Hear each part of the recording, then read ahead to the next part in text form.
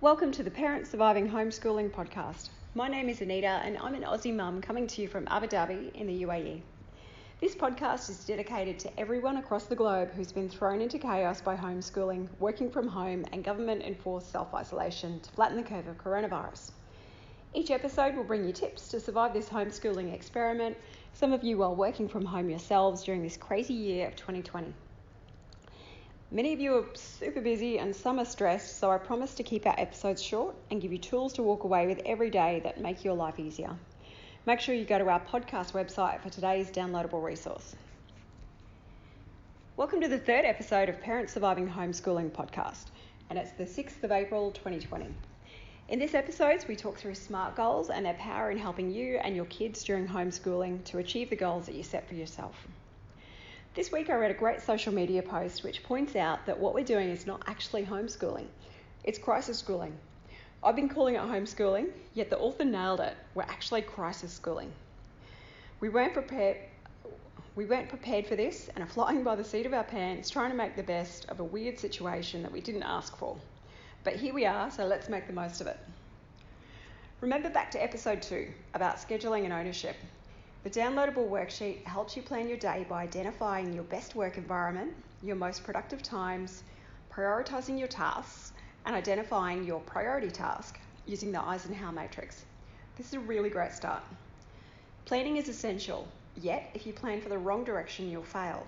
So instead, we need to know exactly what our goal is and how to get there. Today is all about SMART goals, so you can identify and focus on what your goal is and work with this when planning your day. SMART goals help to clarify the goal, increasing your chance of achieving it.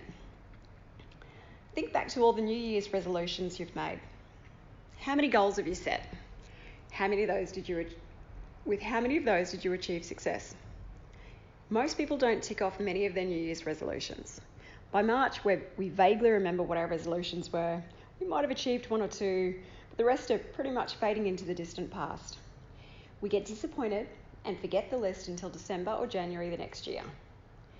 A study in America in 2019 found that 64% of the adult population set at least one New Year's goal. Interestingly, the research found that younger generations are more likely to set goals. Then there's a sliding scale where Gen Xers set less goals and then baby boomers set even less goals. Interestingly, this research found that younger generations are more likely to set goals. Then there's a sliding scale where Gen Xers set less New Year's goals and baby boomers are even less likely to set New Year's goals. Yet of those that do set goals, only 50% are confident that they'll even achieve the goal. So they're defeated before they even start. Most people don't set SMART goals. They have an aspiration, but it's not a true goal. So let's explore it. An example of an aspiration is, I want to get fit, and it's a really common one at New Year's. At first it sounds like a goal, right? But it's definitely not a SMART goal.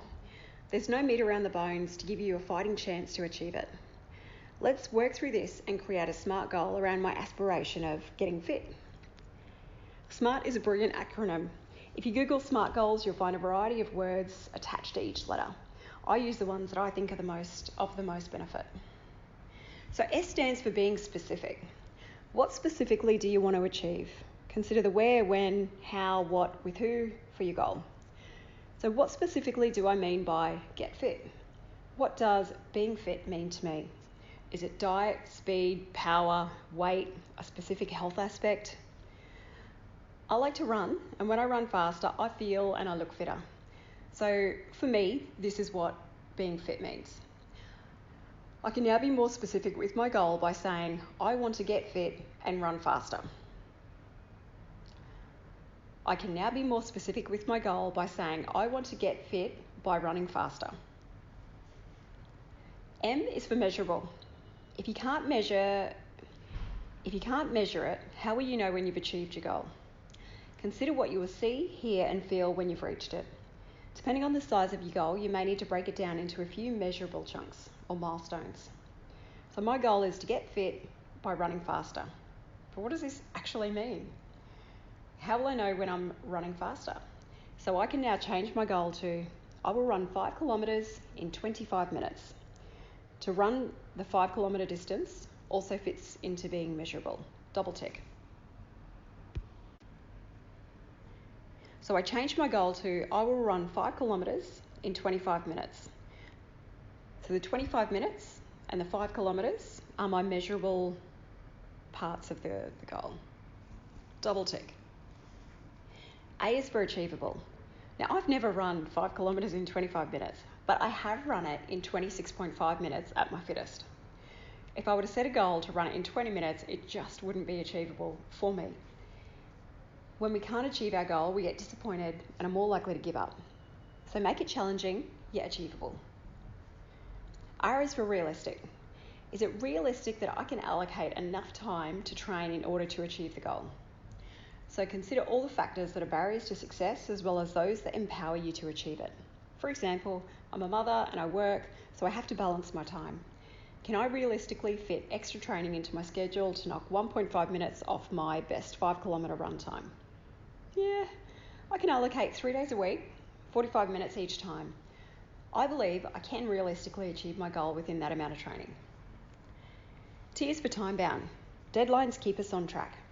If there's no pressure, there's no urgency to take action, so we're probably not going to do it. If you want to achieve your goal, make it time bound with milestone timeframes along the way if necessary. So when do I want to be able to run 5 kilometres in 25 minutes by? And do I need milestones along the way? So if I set this goal on New Year's Eve, I will now add, I will create a training plan by the 5th of January to commence training on the 7th of January, and I will be able to run 5 kilometres in 25 minutes by the 1st of March 2020. Now, an important step with SMART goals is to start it with I will. It's a positive action orientated statement. Consider the difference between I want to run versus I will run. The word want lacks commitment. If you want to achieve your goal, get in the right mindset that you will achieve it. So now I'm on track and I have myself a SMART goal. Some kids will thrive doing schoolwork from home. Some will struggle with the changed environment, changed timetable, social impacts, and having you as a teacher. SMART goals are helpful whether your kids are thriving or struggling. SMART goals can be used to create a growth mindset around the schoolwork, ability to fit the work into a day, achieving a goal of straight A's for the term when normal school goes back, or even I just want to pass each subject.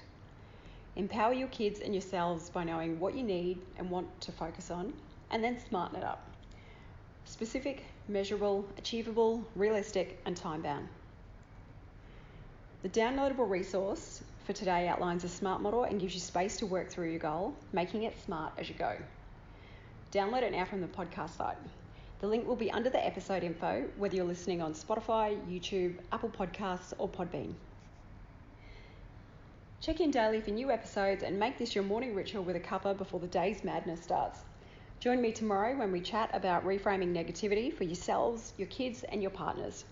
Reframing is incredibly simple, but can be life-changing.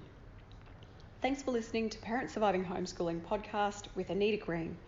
Download today's resources now, SMART Goals. We didn't expect the craziness that 2020 has thrown at us, yet we can work together, learn an enormous amount, and come out the other side smarter, closer, and stronger.